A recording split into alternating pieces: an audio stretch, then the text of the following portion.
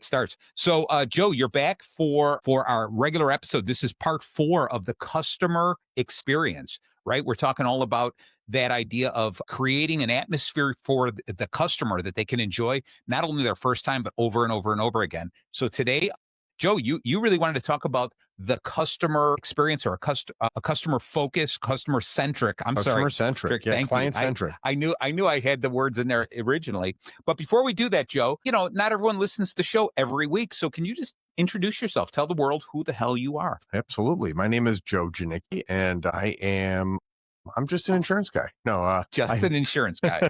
I'm the owner of Brightway Insurance, the Janicki Agency in Lake Zurich. I also have a passion for client experience, and Yes, you it's do. something that I'm a little nutty about. So it's something that I enjoy discussing and looking at different ways to do things better and deliver a better experience to clients. All right. I like that. Go ahead. Give yourself a shameless plug, Joe. If people wanted to run into you because they loved what they heard from you today, and they wanted to hear more about you, where can they find you? I'm everywhere on social media. You can find me. I just look for Joseph Janicki, and And Janicki is just like Jan. Oh, see, you stuck in another eye. That's why I can never find you on social media. YouTube, There Facebook, Instagram, and I'm all over the place. So cool. So I like this. Like you said, you've been a student of the customer experience. It's been something really important to you, and it's really neat that I'm glad you pointed it out, because I've always felt the same way you do, that too often people who own a business, they put the customer second. Okay. It used to be, the customer is always right. And then I think that line, that sentence, that slogan has lost its vigor and its excitement. It's just like, it just becomes a line that we say, but we don't really know what it means. Sure. Or we don't know how to follow through with it. Too many people, even employees, just feel like, well, what's in it for me? What do I have to do? Let me do the bare minimum to get my paycheck, let's say. Or owners are like, this is all about how we score some additional customers, and we're trying to think of how can we improve the business, but not facing the or putting our shoes in their feet. Shoes in their feet. There's two schools of thought, and I think you've got to blend the two here. So when we talk about like the human centric approach, that's what we were coming to talk today about. There are the businesses, when you look like the Apples of the world, right, that don't really care what you think. They're going to tell you what you want, and they're going to do it, right? And then there are ones that really like try to figure out, listen to the client, meet the client where they want to be met. But I think like when you look at the Apple and you're like, oh, they're just, who would have ever thought I wanted an iPhone, right? They told me I needed an iPhone, and I have one. They still are looking at, how do I want to do business with them and delivering on that. So, but yeah. So anyways, that's I guess two schools of thought. Yeah. Either the businesses out front saying, this is our process, this is how we do it, and we're not changing it for anybody. And there's other ones that are looking at like, what does the customer want and how do we deliver that? Okay. So if you were to, and I'm going to throw you under the bus really early in the show. So if you were to pick a place, any type of business that you'd say, wow, that's a great poster child for the customer centric ideal. Wow. Trying to think of some. I told you I was going to throw you under the bus early, and I'm going to keep the camera on you too. Yeah, no, something that you'd say they do a really good job of always thinking of their customer, thinking ahead of that, and just making it comfortable for them. Good question. Yeah. And off the top of my head, nothing comes to mind. Wow. Okay. And I'm sure we're gonna drive. Yeah, we are going to, and it's going to come to you. I'm gonna call you up and go, Marty, you can go back on. I got one. Exactly. I got one. Because it's rare. Right. For you. And when you have those experiences, those are the wow moments. Those are the moments you're like, holy cow, that was way different. Right. It's not common. So let me ask you something. When you're defining this, when I first looked at this and you said, hey, let's talk about the human centric approach. Okay.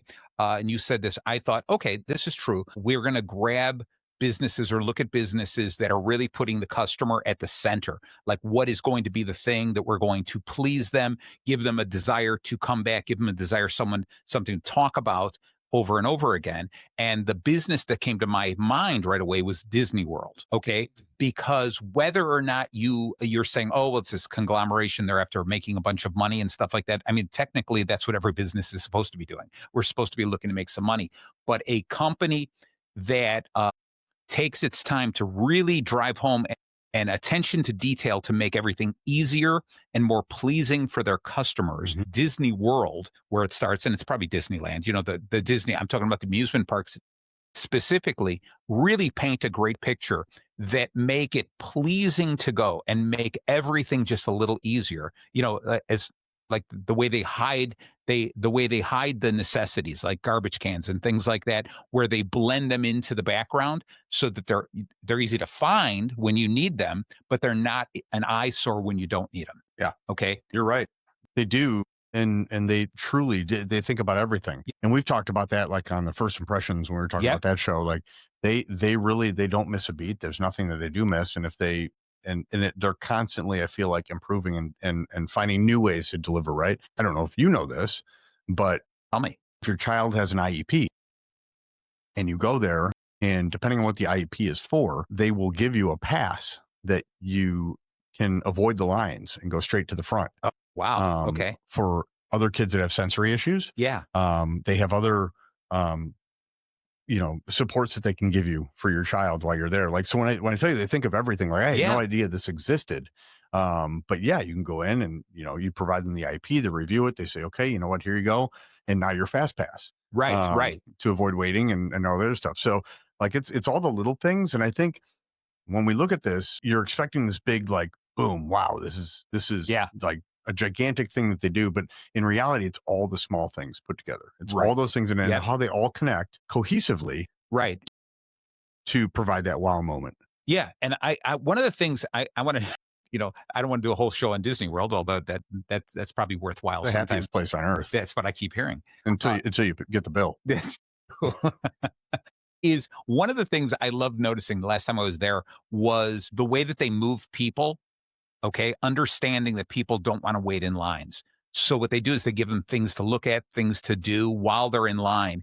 And I love looking at those little details like you talked about, was the railings that they use at all these different parks. Every section of the park you go to, as simple as a pole and a rope or a pole and a rail, right, is different with every single place you go to because it matches in with the idea there, the theme of that particular area. They change the ground, the way the ground looks. They change the plants that are around there. It's not just the buildings and everything. And they just do that because I think they take it from our side, our point of view as the customer, that we walk into this and we don't want to go to just an amusement park. We want to go to a whole other world. We want to have an experience for it. And I think that's what's so cool. And all small businesses can take a quick look at that and say, how can I steal that idea from Disney World? What is Disney World doing that I can do? Those little itty bitty things, There's another example of that. And I think there's more airports in this, but the Atlanta airport was designed in that fashion to how do we move people through the airport and the traffic patterns, and how do they build the hallways to where people, maneuver through and like to keep the flows going. Right. They even built the runways with this, it's an end around. So you land in Atlanta and instead of waiting like, I think it's Dallas is where we got to wait for all the airplanes to cross, that you actually land and you loop all the way back around and go right to the gates. And the planes just travel around. So there's no waiting to cross traffic or cross runways. Nice. So, but they looked at like the internal traffic patterns of how people move. And how do we make that the most efficient and keep people moving in the right direction and keep the flows going. Yeah. So it's interesting because it's things you never think about, right? No. These are things that, you wouldn't think when you design a building that are important, but in reality, when you see them in action, it's really kind of cool. Yes. And Disney World's another one of those places. Right. So where it's those places that just really pay attention to the detail and say, we're efficient. We're 95% efficient. How can we get to become 96% efficient? Right. How can we become 97? How can we create something so that it makes it that much harder for our customer or our competition to keep up? All right. And I think that's one of the key things is to say that, let's say, again, we always jump back to a restaurant now and then, but to be able to say that there's multiple places I can choose to go eat.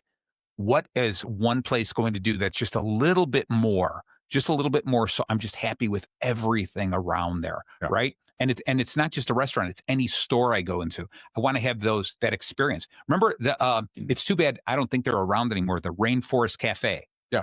Okay. That's an example, Joe, that I would say was it was and you were immersed in the rainforest. I mean, you went there. I mean, there was tropical fish and everything like that, but the food wasn't that good. And so I think that was the reason.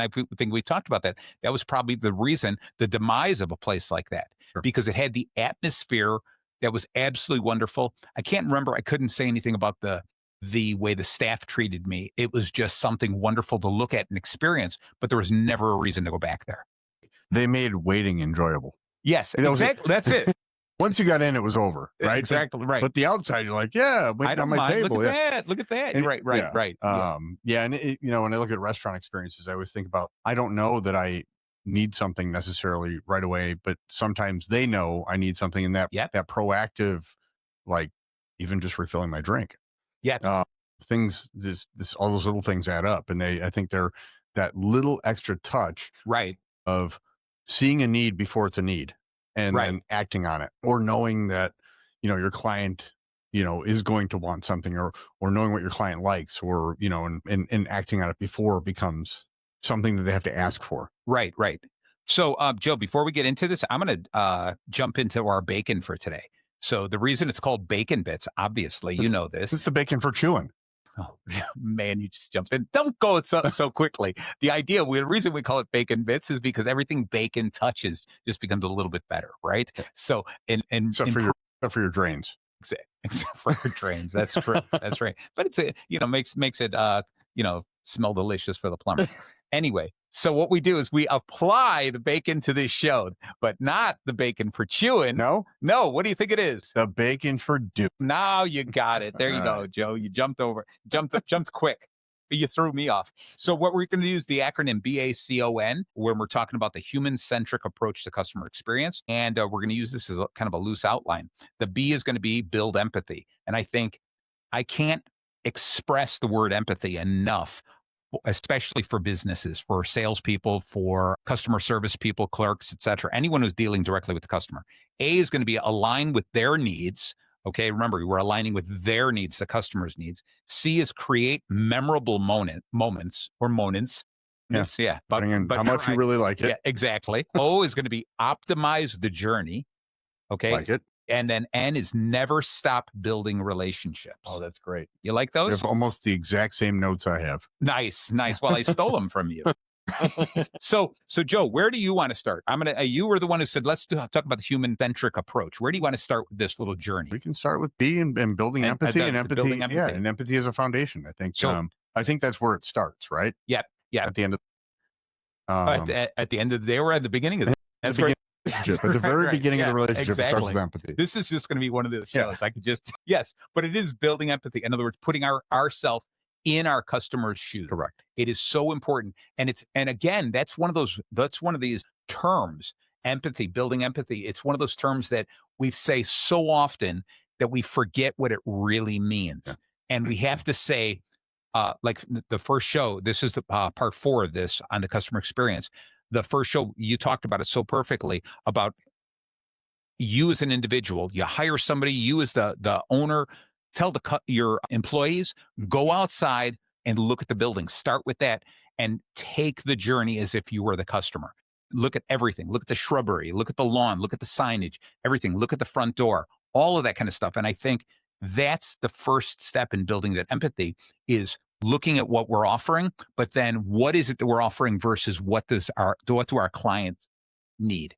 Okay. And I think that's really important. So how do you dig into finding out what you would say your clients need? Okay. Because sometimes the clients don't even know what they need. You have to figure this out. So how do you go about that? Or if you were going to talk to a small business, sure. how would you help them understand their client needs? Sure. Well, if we're dealing with a client, I'm going to lead with questions. Yeah. And you have to find out what's important to them somehow, right? You have to start with a conversation. The first thing I'm doing is feeling out that conversation. Is the client talking fast? Are they in a hurry? Right? Okay. Are they slow? Do they want to have a conversation? Do they want to talk about things? And then we're going to match, right? I want to, if my customer's in a hurry, well, if I start trying to slow them way down and go, well, let's talk about this, and I'm going to upset that client. Right. But we get into, in just a a specific example, my team, and you'll hear them on the phone when they finish a phone call. And the first thing they say to, or the last thing they say to a client before they thank them and all that good stuff is, "Hey, just in case I missed anything, can I text you?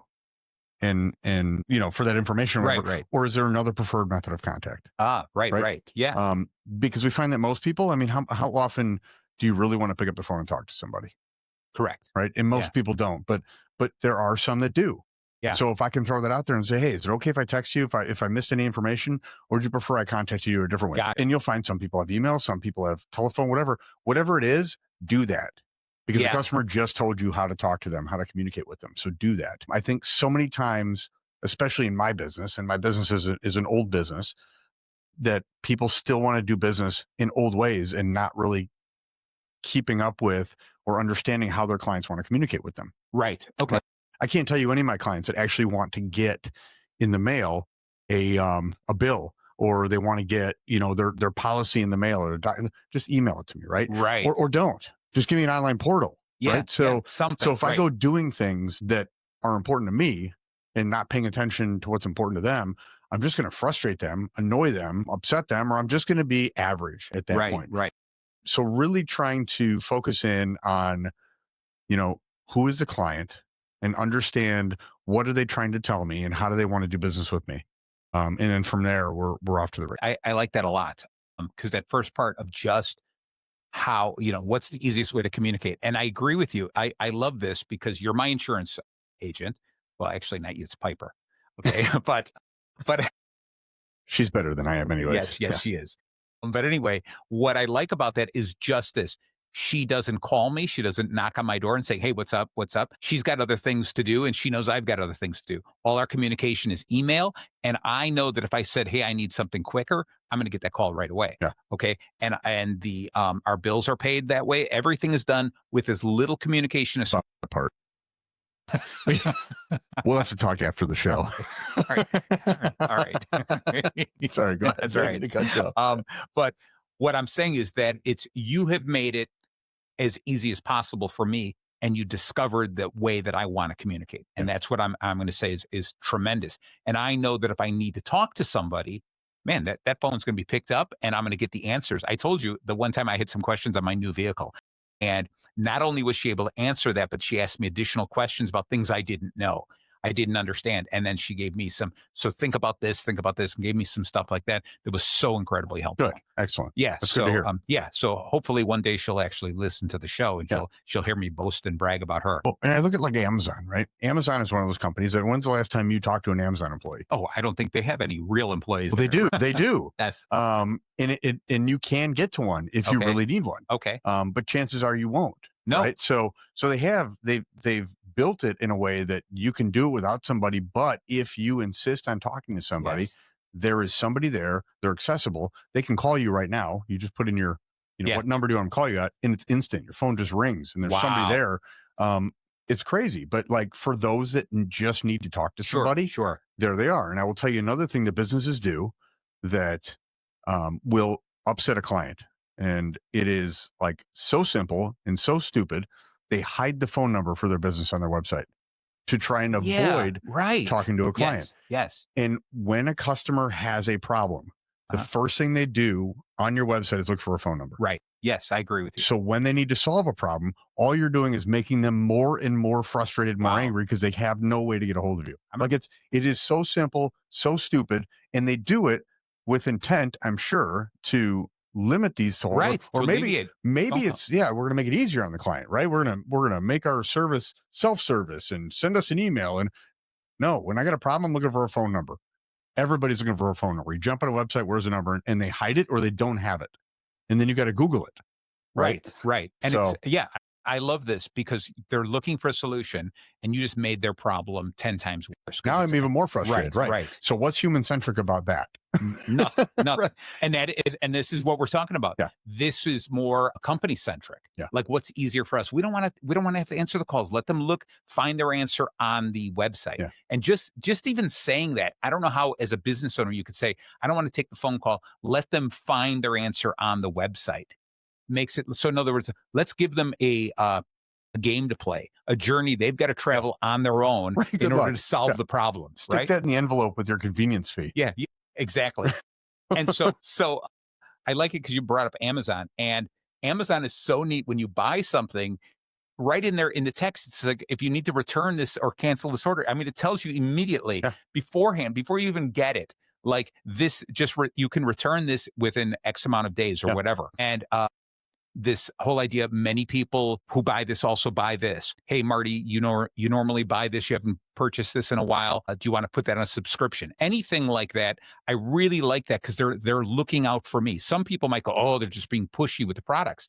And I go, you can view it that way. I view it as a service because Yeah. I'm buying something. Convenient. I'm buying something from them, and you're making it so much easier. How often have you, in fact, it's perfect. I saw your post. How often have you walked into a store to buy one thing, you completely forget what you were supposed to buy, right? And then you walk out of the store, and then by the time you get home, I'm like, oh, I got all the other stuff except the one thing I went there for, right? And so Amazon makes it so much easier by giving you those suggestions, so you don't run into that problem as often. Did you ever solve your problem there? You know Joe? what I did? I did some wandering. I talked to some random people in the store. Yeah, for those listening that aren't aware of the story, I posted on social media the other day that I had a dilemma that my wife had sent me to a store for 3, maybe 4 items, and very specific items. We were having a birthday party for my son in a matter of a couple hours. So I needed some things from the store last minute. We were on a time crunch. And this conversation transpired in the parking lot of the store. So while I'm walking in to the store, I'm talking and I'm getting the list. I immediately walk in, grab my cart, and instinct took over. And I went the same route I always go. And I ended up in Mariano's. I'm walking through the cheese aisle. I'm like, oh, look at this stuff. and I got halfway through and I go, crud, what did I come here for? Right. I love that. So I had option A was call my wife and tell her I forgot. Yeah. 3 minutes after I had the conversation. Right. Wander around the store until I remembered, or C was buy some new hot sauce that I found I've never had before. And I like how you chose D. Give it to the internet and say, somebody help me. Somebody call my wife and ask her what I was like. Right. You notice she didn't put on the comments. She's like, she's fed up with you. Right. So anyways, yeah. So awesome. But again, just going back to Amazon's idea, there is that they make it all so easy for you to jump through that whole thing. It's when it first came out, I was kind of like, I don't know if I'm going to do this online shopping. I want to go and see the things. And there's still certain things like clothing item. I'm not comfortable yet to buy shoes online. Oh, I do. Amazon all the time. Really? Because of the return policy. And actually they have this, I don't know if it's still the Amazon wardrobe where you can get 5 or 6 or whatever items shipped to your house, try them on for that reason. Whatever you don't have, they only charge you for what you keep. The rest you put back in the box and bring it back. But I look at Amazon today, right? Yeah. And they really are Sears of the modern day. Certainly. Right? If Sears had just seen the internet and said, wow, we should move the catalog over there and looked at distribution a little different, I think they would have been in a different position rather than just selling off the real estate. Right, but anyways, and you look at the companies that had their strict, hardcore, no return policy, right? Right. And I wonder if they're looking at Amazon, I know they probably initially were like, well, you return anything, that's crazy. They're going to be out of business. You're going to be right. How's that feel? But Craftsman at Sears used to do that all the time. Lifetime warranty. All their tools. It was amazing. And I think one of the reasons that type of thing works, and like you said about the clothing, you just buy this and return it and stuff like that, is it almost makes some of us, I don't know if it makes everyone, but it makes me feel a little guilty. Like I don't want to take advantage of that because they're doing me a big service. So I'm not going to take advantage of it. Yeah. Okay. And I think that's another thing that's really important. I was just talking with some salespeople. I was doing a little training earlier today. We talked about this. And I cannot remember the woman's name, but she was the CEO of Apple South America. And she came up with this idea for customer service called the two-sided coin. One side of the coin is it's the end of the world. The other side of the coin is it's no big deal. And as a customer service agent, whichever side of the coin you choose, that gives the other side, only the other side for your client. And so when your client comes and said they're really upset about something, it didn't ship on time or whatever, and if you cite it's not that big of a deal, that puts the client in the mood of saying, no, it's the end of the world. I cannot believe you think it's no big deal, and your client explodes. But instead, if you, for almost everything, consider it the end of the world, like, oh my gosh, this is a really big problem. We have to take care of this. We are so apologetic, go on and on. What happens is then the client can only ends up choosing, it's no big deal. Like, I'm sorry, I'm making a bigger deal than it should be. Yep. And I think that's what's so important is so Amazon does that by saying, if you don't like it for any reason, we will take it back. No problem. We understand. You know what? You saw the pictures. We didn't do a good enough job explaining it. You want to return it. And then suddenly I'm like, all right, it's not that big of a deal. You know what? It's my fault. Yeah. Okay. And it makes us feel like I'm working with a friend. I'm working with somebody who's going to understand that I'm going to make mistakes and ordering stuff. And they also understand that when they make a mistake, or if there are any part of that mistake, they're willing to, own up to it and say, we'll just take it back. We're going to make it right. Yeah. It's just amazing. I just returned, I bought something the other day, right? It was a big, heavy package, right? I looked at it, took it apart, looked at it, and I was like, this is not what I want. It doesn't fit my needs. Put it back, taped it up, and then they said, all right, you can take, how do you want to return it? You can print out the packing slip, put it on, and just drop it off the nearest UPS store. We'll have somebody pick it up from you, whatever it is. I was like, I want it done right away. I'm just going to bring it to the UPS store. Yeah. Did that. They said, all right, when we get it, we'll refund your money. My money was refunded like within an hour. It was as soon as the UPS store signed for it. That was good enough for Amazon to go, yep, they returned it. We'll take it. No problem. Here, your money is refunded. And you think about other places that they would never do that. They would be like, we have to inspect it now. We have to look at it because we don't know what's going on. But they gave me my money back so quickly. And it's that type of stuff that will continue, that'll just make me go, it's always my first place to shop now. Yeah. Well, it used to be like, you look at like the convenience factor of it too, right? Like, yeah, I can return it, but I got to drive all the way over there. And they're making it like, do I have to rebox it and take, no, just bring us the stuff. We'll do everything.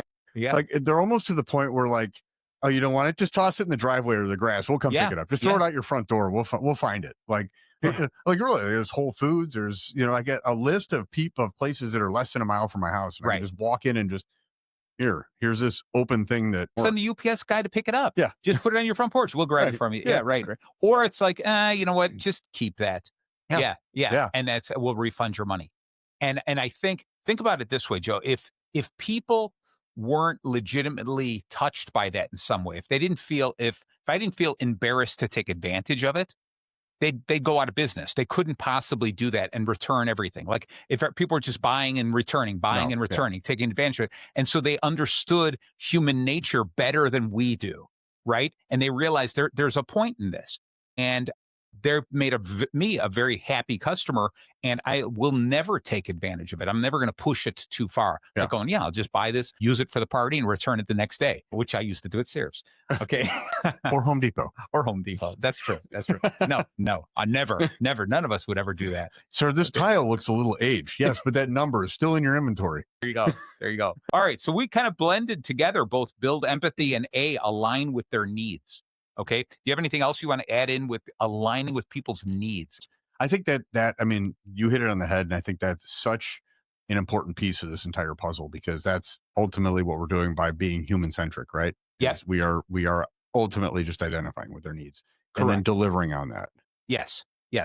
So, Joe, I'm looking at the time here. Are we going to take a break? We're going to take a momentary break. Bills? Yeah, we're going to pay some bills. And we are back. We took a really short break there, because I want to jump right back into this. Sometimes Joe and we get carried away. We start going off on some tangent here. But today, I think we're holding true to the message here of creating a human-centric approach to the customer experience. So every business out there has got to really step away from your business, put yourself in the shoes of your customer. And I know sometimes we sit there and go, nah, I'm not going to do that. I'm not going to bend over backwards like that. But you're going to end up losing your customers to your competitor who will bend over backwards, who will create a more a business that's easier to deal with.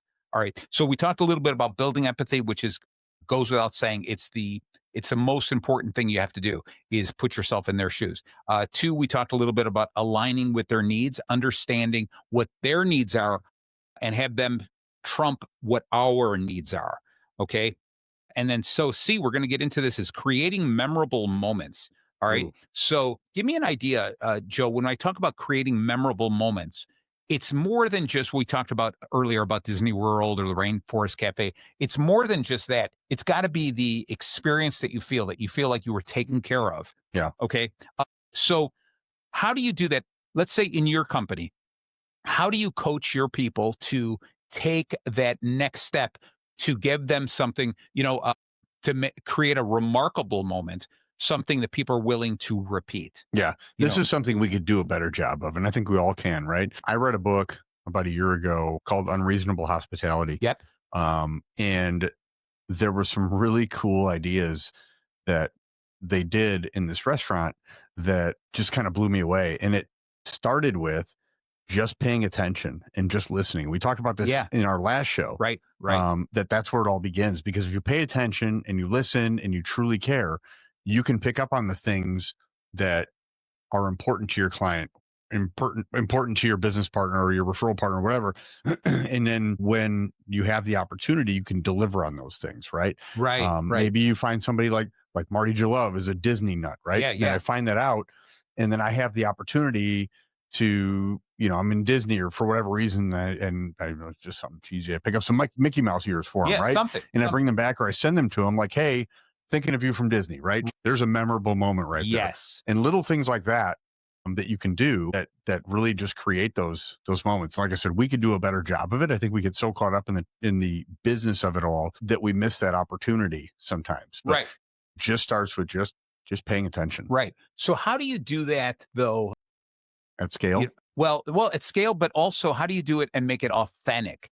Okay, because what you don't want to do is you don't want to have all your customer service people saying, "All right, come up with something like listen over, eavesdrop in, pick up something, and then we'll capitalize on that." It's got to be authentic. Like, hey, we know this means something to you, so we're doing it from our heart, Yeah. not just because it's the next check off on my list. It's the No. next thing I'm supposed to do. So you have to train your people to really enjoy that. And it's almost to the point of if your people don't enjoy it, don't see the importance of it, you almost have to tell them, then don't do it. Right. Because you're not going to do it with sincerity and it's going to come across even worse. Because then it's going to come across as a bribe or look at this. Here, I'm pushing you, I'm nudging you into something more. It's got to be something really, really authentic. Well, it doesn't have to be crazy either. No, it's So, something small. New vet. We take our dog in. She's a puppy and she got spayed. And we took her to this place called Companion in Lake Zurich. And I would tell you about the experience first. Okay. I walked in and she had gotten sick and I was a little concerned. It was on a weekend. I called up probably an hour before the close, like, hey, Yeah. here's the situation. What do I do? And she's like, bring her over. So we brought her over. Okay, cool. And again, last minute, nobody's like, hey, just bring her in. They're like, no, we close in an hour. Don't come by. Right. Like, Right. So anyways, I show up, they bring her right in the room and the nurse is in there and whatever. And she's like, I'm going to grab the doctor. Doctor walks in. His name's Dr. Mike. Okay. He walks in, he looks at me, says hi, and then he's on the floor. He sat on the floor with the dog Yeah. the Yeah. entire time. And he's just playing with her, petting her, and he's talking to me, but, Right. but he was on the freaking floor. And I'm like, this is the most awkward. Right. Should I be sitting on the floor? Should I sit down? Right. But it just showed his passion. Yeah. And he's treating your dog better than you are at that moment. Right. Yeah. Yeah. I'm like, I don't want to be near her. She's sick. And like, there's things happening that I don't want to be, but he's just down there and just playing with her. And like, and he literally just plopped down on the floor and just sat and played with her. And it was like, it was so different and such a, like, we'd been to Petco or wherever else and like such a different experience that I was just kind of wowed. And then fast forward, we had the spay there. I'm like, you know what? Yeah. We were scheduled this other place. I canceled the other place. Right. I scheduled it with them. Yeah. And he's like, we should do this. If she's outside a lot, we should, and like gave me all these recommendations. I'm like, do it all. Do it all. Yep. Right. Yep. So we did it. We scheduled it, had the spay, all that stuff. Last week, I had a card from them and I opened it up and I'm like, this is, kind of cool. Maybe just a generic thank you card. Right. No, it was hand signed by every single person in the hospital, including Dr. Mike. Wow. And, that's cool. And like, they all signed the card and just said, welcome. And, and thank you. And I'm like, you know what? It's small. It's kind of cliche, like the handwritten thank you note. Right. but it was kind of cool. Well, they took the effort. Yeah. Yeah, And that's what was you so could see, wonderful. and there are different colors, like from the ink, like somebody Sure. wrote it in red, Yeah, some wrote yeah. it in blue. Like it was real and authentic. And Right. and it wasn't fake because the way that he acted with my dog, I knew Yes. he cared. Yes. And Yes. like, I didn't even look at the bill or the quote when they're like, here's, Right. I didn't care, just because you just knew you were in the right spot. Correct. So those are those little moments, those wow moments that even a stupid thank you card, a handwritten, hand signed, Uh-huh. just, you're like, oh, this is neat. And you know where that card is? I got it last week. It's still on the table behind my couch. Nice. It Nice. literally just sat it there like a Christmas card. I love it. Yeah. I love it. It's the idea that we need to learn how to delight our customers Yeah. at every touch point, to delight them. Okay. And think about I think the strong impact of the card, Joe, is it brought you back.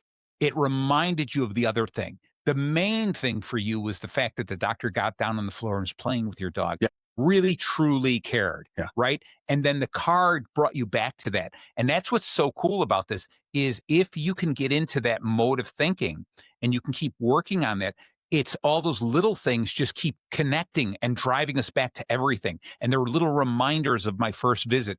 It's little reminders of why I like that person, why I go back. Because if they had done nothing other than, like, if you gone there and they said, you have to stay out here, we're going to take your dog in the back, and then brought the dog back out, and then you got that card, you would have been like, Right. it was nice. Yeah. They all signed the card, Right. But the fact that they gave you such an over and above experience, then the card, all the little things they do from now on, you know, if they call you back and leave a message or text you, hey, this is our funny dog joke of the month. Yeah. Something like that, you'll be like, these guys are crazy. I love them. Well, and it's funny you mentioned that because he told me, he goes, we have the system, we text. He goes, you text? I'm like, yeah, we text. He goes, so there are times that things are going to come up.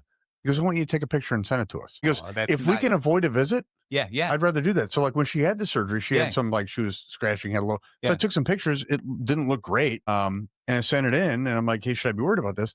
I didn't have to pay for a visit. Yeah. I didn't have to bring the dog in. Right. They just responded like, don't worry about it. Yeah. If it, here's what you like, and just, yeah, that looks normal. Everything's fine. Or no, that's something we should worry about. Maybe we can call on a script for this, whatever. But they're just doing it with the intent of let's take care of the dog, right? And let's take care of the client, not about how do we bill for this. Exactly. And so then you got to believe that they feel that same thing, that he's got to feel some guilt to, let's just get the guy back in here and let's charge him an office visit.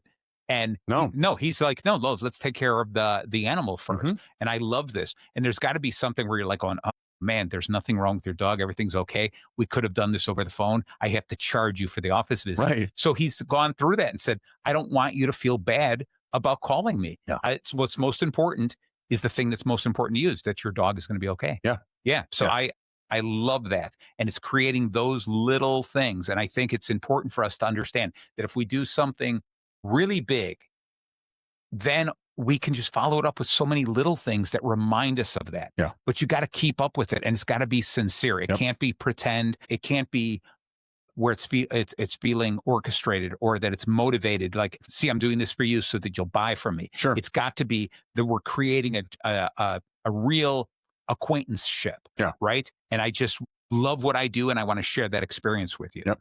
And it's everything. And I love going back to restaurants all the time. I think me too, if you're buying. Exactly. I think one of the reasons I keep bringing up restaurants, it's one of those things we see a lot. And because we eat the things, we're eating there, we want that to be extra clean. We want an atmosphere. It's a playful experience, right? You just think about, you go to a movie theater, right? And if the ground is all sticky and my feet are sticking to the ground. Like some restaurants? Yeah, some restaurants. Yeah, exactly. But it's that whole thing of you leave with a terrible feeling about it. And you're like, oh, I don't really want to go there. Like there's that if the floor in a theater is so sticky like that, you're like, that's all candy or something. I don't know what it is that makes it that sticky. Maybe, right? Maybe, yeah. And so then that also means that there's probably some little animals running around eating that stuff on the floor. So it's, so anything like that, it's fix the obvious things, but then take it a step further. Okay. There's a thing called the arena razor, there's these psychological things that say that every moment And for you as a restaurant owner, a business owner, a manager, or even an employee, every moment you are faced with the decision of, am I going to be in the arena or am I going to be in the stands? Okay. Am I going to be in the arena and be the star, the celebrity? And it's lonely out there. Yeah. And that's the chances that you can get laughed at. You can fail out there. In the stands, it's easy. I can sit in the stands and do absolutely nothing. And I can talk bad about the person in the arena. But the real guts, confidence is built in the arena. Change happens in the arena. And every single time you do this as a business owner, you have to take a look at this and say, what am I going to do to make my place the arena? What am I going to do as an insurance company? What am I going to do for me as a business coach? What am I going to do to make it so that they go, I got to work with this guy. I want to work more with them. Okay. I'm not going to stand on the sidelines. We've got to do something incredible, remarkable, outstanding on a regular basis. Yeah. Okay. You want to hear something sad? Yes. I mean, not really, but yes. So we look at our industry. I can probably, if I took a survey, just ask a good majority of our clients that came to us, especially in the very beginning, right? When we first opened and we had to bring business in and try and figure out how to get the phones ringing, the ones that called us, right? We would get a common response from them of why they loved us so much. Are you ready for it? Guess. Give me a guess. What do you think that would be? Wait, that this is why did they love us so much? What made us so special and so different, and why they just loved doing business with us? And this is early days, right? Not now. I would say early days. I would go with because you pick up the phone. That is it. Answer number one. Right. That is the reason. And it's sad because you think about it, like, why is the bar so low? Yes. That answering the phone is like up here. Yeah. You're like, yeah, they answered. I love this place. This is amazing, right? Yeah. So sad. Because it goes back to what we're saying. So many businesses just said, forget it. I'm not going to worry about the customers. They're going to buy from us anyway. Yeah. Now let's make it easier for us. Okay. and you know, there's a twisted logic to it, but the reality is if you want customers long-term, you go out of your way. And I love how you said the first part started with, we'll pick up the phone. We'll talk to you. And then I love it because you took it to the next step and you said, but more important, I want to know how you communicate. Because if you're not the phone kind of person, text us. Right. If you're not the text or phone person, email us. Yeah. Whatever, just we're available to listen. Yeah. Yeah. I think that's great. You nailed it. That was number one. Well, I've hung out with you for a long enough time. All right. So Joe, as we're heading towards the last 15 minutes of the show here, we're good. So we still have O, which is optimize the journey, which we've been touching on a little bit here. And then N is never stop building relationships. So again, I'm going to have you dig into our previous show a little bit. How have you been using, or how should businesses be using AI to help optimize the journey? What are some of the things that you can think that they should do? Should they be leaning on it? Should they be? They absolutely should. Yeah. And you can do all kinds of stuff with AI, from, automatically routing calls to answering questions to retrieving data. When you think about it, there's systems out there that can be there in the foreground while you're on the phone with the client, automatically listening to your calls. So you're still a human, but having the information readily available as the client's asking for it right there in front of you, because AI is processing in the background. So there's ways to improve efficiency across the board. Obviously all the large language models are there for any kind of content creation you have to do and things of that nature. So it is just an amazing weapon in your arsenal for efficiency and to improve your ability to serve clients. Right. It doesn't mean that you 100% take the person out of it. Oh my God, no. Because I think you need human interaction, you need relationship. There are moments where people don't want to deal with you, right? There are moments where you just take too much time and get in the way. Right. There is self-service needs, and those needs should be available for certain things. But it's truly stepping back, analyzing your business, and understanding what are those things that somebody wants to do self-service, and what are the things that they want to talk to somebody about, and how do we proactively get in front of that and give that to them as an option, serve it up, right? So it's really understanding your business, understanding your clients, understanding, where they are, and being able to change and turn and pivot as the world moves at a faster pace than it's ever moved before. You're not kidding. Right. And as AI continues to get better and technology continues to get better, it's just going to move that much quicker. Right. Which means you as a business also have to move just as fast, if not faster. Correct. So because as we're giving people more knowledge, information, and we're giving people, the ability to, transact in different ways, their demands are going to change, right? Right. And the way that they want to do business is going to change. And you have to be ready, and you have to be eyes open Right. in the arena, waiting for those moments and understanding, okay, we need to turn now because our clients want something different, and be ready to deliver it to them. So in that, like, that's where I talked about scale a minute ago. Yep. Because you look at it, okay, how does it scale? If you write a process for your business and this is the way you do business and that's your process, right? That's how you scale a business, right? You have everything's kind of drawn out, it's all in process, everything does the same way, but then you have to be able to, again, focus on what's happening, watch the world, make the changes, listen to your customers. If you continuously hear your customers telling you something different or requesting something or have a different need or want, you got to be ready to change your process. Right. So I like it. So I'm going to take a step back. When we talk about AI, is I would tell everyone right now, those businesses that are like, I don't know how to get started. What am I supposed to do? Just do this one thing. Start recording conversations, start recording phone calls or one-on-ones. Obviously, let your client know it's being recorded, but let AI summarize. And you can even tell the AI, listen to this conversation, give me a summary, but I want you to lean towards what can we do to make the experience better for the customer.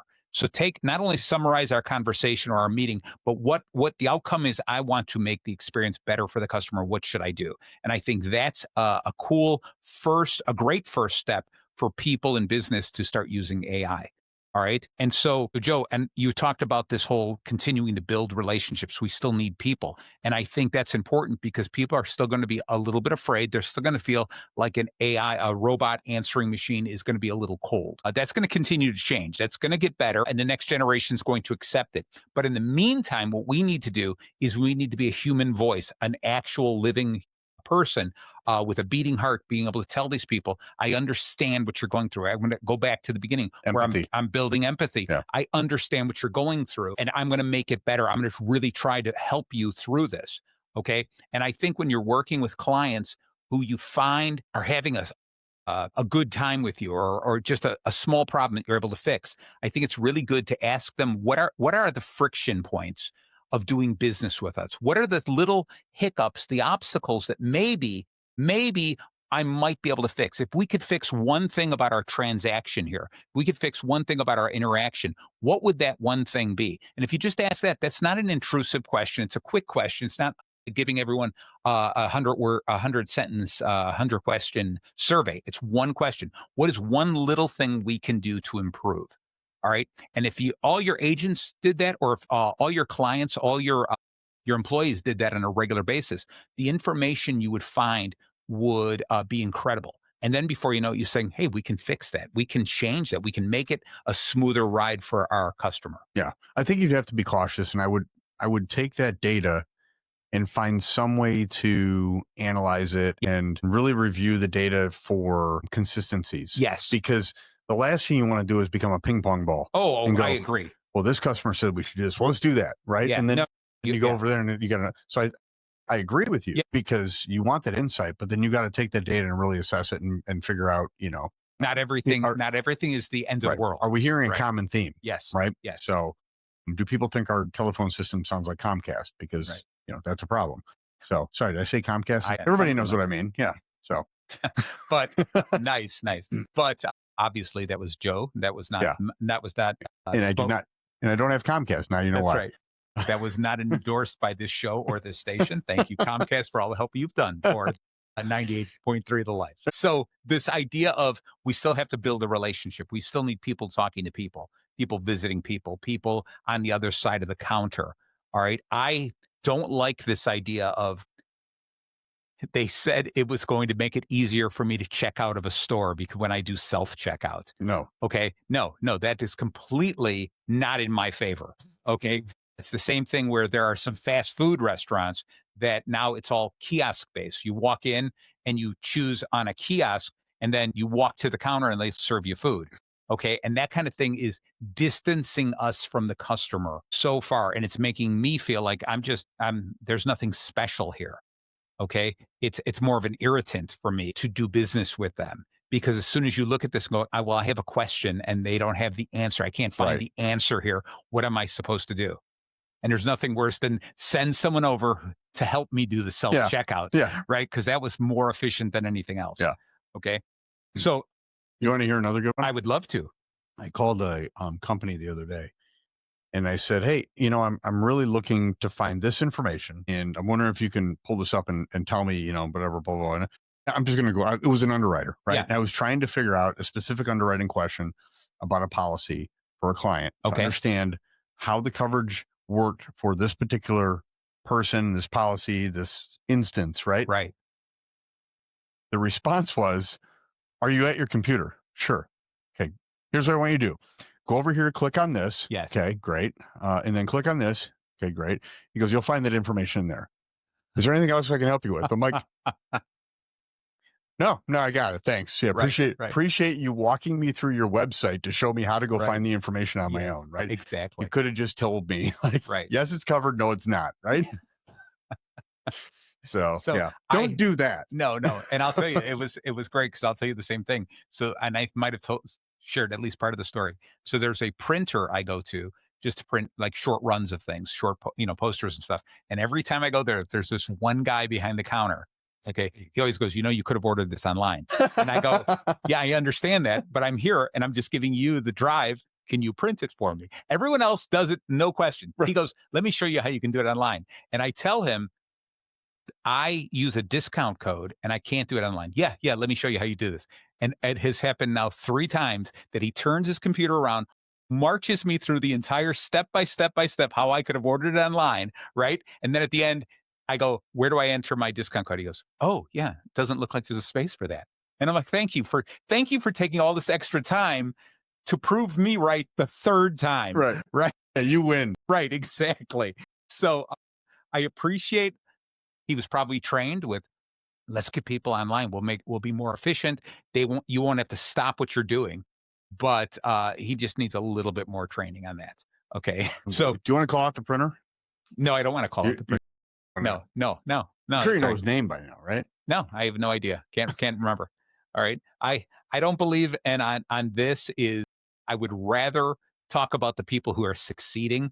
And unfortunately, you can call Joe anytime at Brightway Insurance. He'll name you. He'll tell you all the places. Now, there you go. Could I find you on the web? www.brightwayjanicki.com. Wow, that's nice. You got that cool radio voice. Right. So anyway, just one last little plug. So at the end of September, I believe it's September 26th. What's the day I told you, Joe? Friday the 26th. This station is having a big celebration. We're giving awards to some of the personalities here. We're doing this big thing. If you guys are interested in attending this incredible gala, tenths of hundreds of people will be there. Did you like that? Tenths of hundreds of people? Yeah, you like that's that? Good, yeah. That's a good way to put it. Like that Allstate commercial, you're going to get tens and tens of views. Right. So anyway, if you're interested, contact the station. You can find us on the web at 983thelife.com, or we're still available at WRLR.FM. But find us there, connect with the station, find out more information about coming to the gala. We'd love to see you there. Joe, I don't know if I told you, I'm going to be the MC for this gala. It'll be cool. So I'm at a table by myself. Yeah, exactly. No. You'll have people. But the other cool thing is then we're going to have all the personalities here at the show who play music. They're going to be in charge of music for different segments of 20 minutes of music from this show, 20 minutes of music from this show, etc. So it sounds like it's going to be a really fun evening. All right. So Joe, we're down to the last couple of minutes. What's your great takeaway for the show today? It's simple. Listen to your clients. Pay attention to what's going on. Listen to what they need. Listen to what they want, and deliver. I love it. The big takeaway for me, it was funny. I wrote the note. I was like, I don't know what this means. But I love how you started the show early on, where you talked to your clients and you asked them, how should we communicate? Do you want me to call you on the phone? Do you want to text? Do you want to email? Whatever it is, find out how they want to communicate. And just think about that. Even though some businesses, we don't have to have a lot of communication, But even in a restaurant, I would love a waitress to come by and almost, I don't know how they do it, but go, are you interested in small talk? I have a bunch of topics I can talk about, or would you like to be left alone? Okay. Just think about that. I wonder if there's a way of doing that that wouldn't just go small talk, I guess. Right. But you know how sometimes when you ever been in a restaurant in a deep conversation, the waitress comes over and starts talking to you and you're like, can you not see I'm busy right now? All I can think about is Bad Santa. Yeah. He's having lunch. All right. Should we talk about next week or next month? Yeah. What is next month? Is a topic that is I think probably one of my most near and dear. I'm actually doing a talk on it in October on this specific thing. Nearest and dearest. It is balancing convenience and personal touch. And I think right now in this economy, in this world, it pairs perfectly with the conversation we just ended with in understanding what is that balance and how do we deliver. I like that a lot, Joe. I think that is going to be good. So balancing a convenience and a personal touch, because I think a lot of businesses are going to say, you guys are talking about a lot of stuff, but it's going to cost us a lot. Can we do this? And I'd like to, and I'd like to be able to talk about this, is how easy it is for them to start doing some of these things. Yep. All right. So everyone out there, thank you so much for tuning in. If you missed any part of this episode, tune in later in this week. It will be on Bacon Bits with Master Happiness, anywhere you listen to podcasts. And this is part 4. So we'll give you links as well to all the other ones and the future episodes on this. So thank you and bye-bye. Good night.